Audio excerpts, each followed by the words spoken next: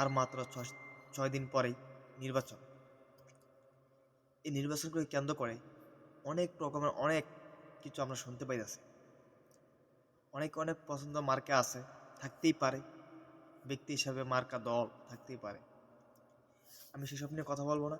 আপনি আপনার পছন্দে মার্কায় ভোট দিবেন। শুধু পছন্দের মার্কা দেখে ভোট দিবেন না, চেষ্টা করেন আপনি যাকে ভোট দিবেন সেই ব্যক্তিটাকে পছন্দ করেন। ওই ব্যক্তিটা কীরকম, তার আচরণ কীরকম, সে কতটুকু অন্যায় কাজের সাথে জড়িত, সে কতটুকু ভালো কাজের সাথে জড়িত, অন্তত নিজের বিবেক বুদ্ধিতে যাচাই কইরা পরে ভোটটা দিয়ে। এতটুকু বলতে পারি, কোনো মার্কা দল আপনার একদম নিজের ব্যক্তিগত ইচ্ছা আছে, ওই ইচ্ছা মতো দিয়ে শুধু দেখে নিন কাকে ভোটটা দিচ্ছেন।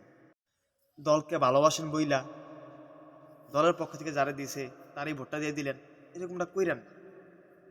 আপনার ভোটের হিসাব আপনাকে দিতে হইব। মনে রাখেন, এই যে ভোটটা আপনার আস্তে আস্তে ভোটটা আপনি দিবেন, কিন্তু আপনার একদিনের সুপার পাওয়ার, আপনার একদিনের পাওয়ারকে বর কইরাই আগামী 5 বছর সে রাজত্ব করবে। কে রাজত্ব কতটুকু করবে, কীরকম করবে, একটু চিন্তা ভাবনা কইরা দিন, বিবেক বুদ্ধি কইরা।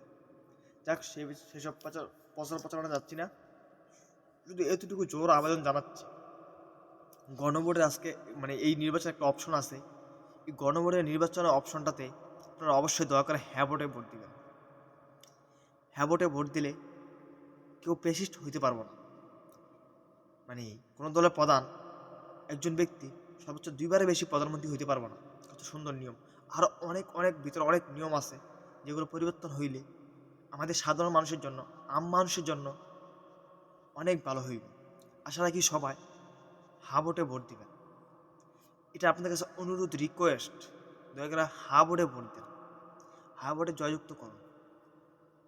জয়যুক্ত হলেই আমরা সাধারণ মানুষ নিস্তার পাবো। ওই যে ফ্যামিলি কার্ড, জান্নাতের টিকিট, এগুলো কিচ্ছুর প্রয়োজন নেই যদি দেশ দুর্নীতিমুক্ত হয়ে যায়। ধন্যবাদ। হ্যাঁ ভোটে ভোট দিবেন সবাই।